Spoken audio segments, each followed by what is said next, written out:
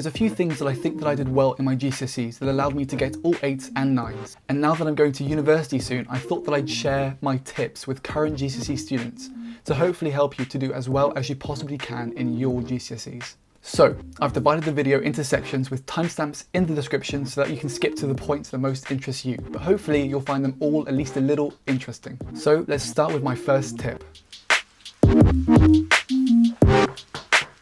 To start with, you need to understand that you don't have to work for huge amounts of time if when you work productively. Now this point links to something called Parkinson's law, which is basically that the amount of work that you have to do expands to fill the amount of time that you allocate to do it. So if you just allocate less time to do your work in, you'll be more productive in that time and be able to spend less time doing your work so that you can do other things like your hobbies. The time that you allocate has to be proper revision, which means that you need to remove all of your distractions. If that means putting the Xbox somewhere else, putting your PlayStation somewhere else, getting rid of your phone for a little bit and turning it off, you need to be able to do those things to allow you to work without any distractions. You should also know what you plan to do in that time before that time actually starts, so that you don't waste any of it thinking about what topics you should be revising or trying to understand. You need to figure out what time of the day works best for you and keep that in mind when you plan out what you're going to do every day. So for some people, they prefer to work in the morning, which means that you should use that time in the morning to do your most difficult tasks and maybe wake up a little bit earlier. But for others, they find that they're more productive in the evenings. And if that's you, then obviously you should allocate those more difficult tasks to do later in the evening because that's the time that you think that you're most productive.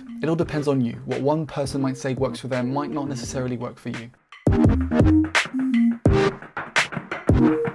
Secondly, I think that you should take proper breaks and use that time properly. Don't waste your break time looking through social media or YouTube. Often you'll end up in a bottomless pit of scrolling or clicking on videos, and a break that should have lasted 10 minutes will end up lasting an hour, and even if it does last only 10 minutes, you won't feel rested. So the best thing to do is to take a break doing something that you enjoy, but not something that's going to distract you. A 10-minute break should be a 10-minute break.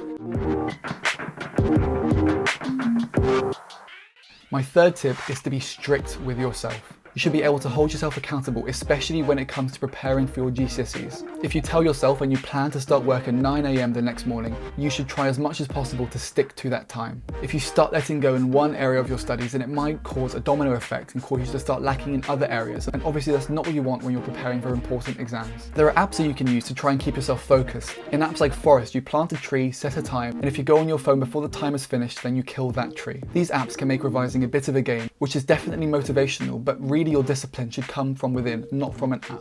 However, I should be clear that being disciplined with yourself also means the other way. If you say that you're going to stop working at 8 PM in the evening, you need to stop working at 8 PM. There's no point in going past that time. You need to be able to give yourself the personal time that you need to recover and to rest. That was actually my rule. I never worked past 8 PM unless I was just, finishing one task. Lots of people are surprised when I tell them this, that I never work past 8 PM because there's always the assumption that you have to work late into the evening if you want any chance of actually doing well in your exams, but that's just not true. For me personally, it was important to give myself the time in the evenings to wind down.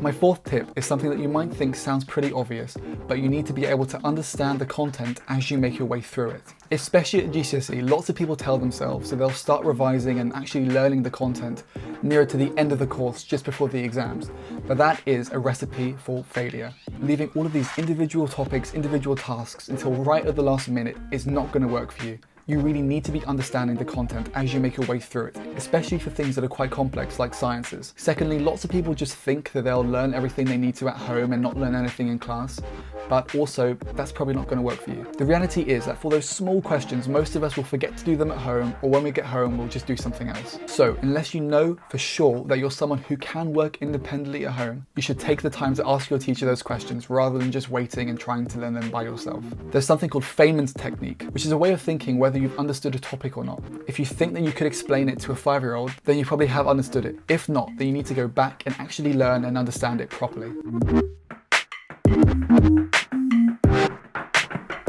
My fifth tip is something again that might seem quite obvious, but lots of people just flat out forget to do it. You need to be able to test yourself on the content that you're learning and practice the different papers for your different subjects so that you know the structure and sort of what kind of questions might be asked of you. This is one of the best ways to show and prove to yourself the topics that you actually struggle with, as well as the ones that you find quite easy to grasp. You should try and use past papers, especially closer to the exams once you've done all the content that could be asked within that paper. Remember that it's one thing knowing a single topic or even a single chapter, but it's a different thing knowing all the content for a subject and applying it within an exam situation. And you need to be able to do that if you want to do well in your final exams.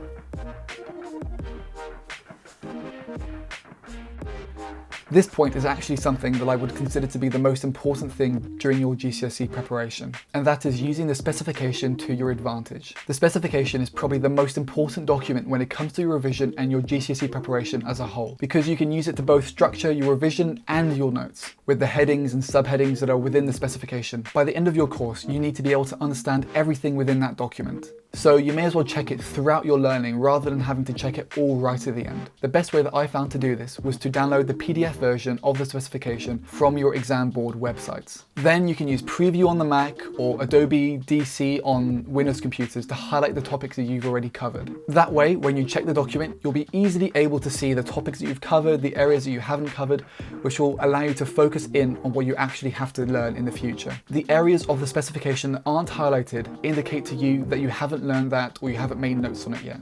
You know, it's just a fact that teachers will forget to cover some points within the class because there are just so many things to cover. But it's up to you to make sure that you've covered everything that's written within that document before your exams, because anything within it could come up. So you don't want to be caught out.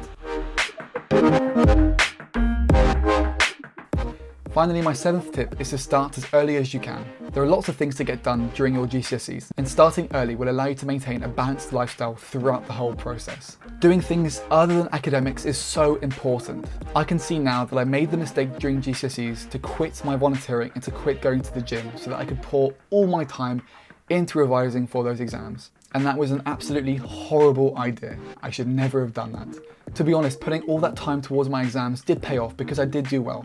But at what cost? During that time, I didn't put enough effort into my friendships, I didn't put enough effort into my mental health or my physical health. So by the end, I had my grades, but I didn't feel good about myself. That's why I tried to change that obsessive attitude during my A-levels, and I think that I did quite well. I managed to find a far better balance between academia and myself, and I still managed to do well in my A-levels.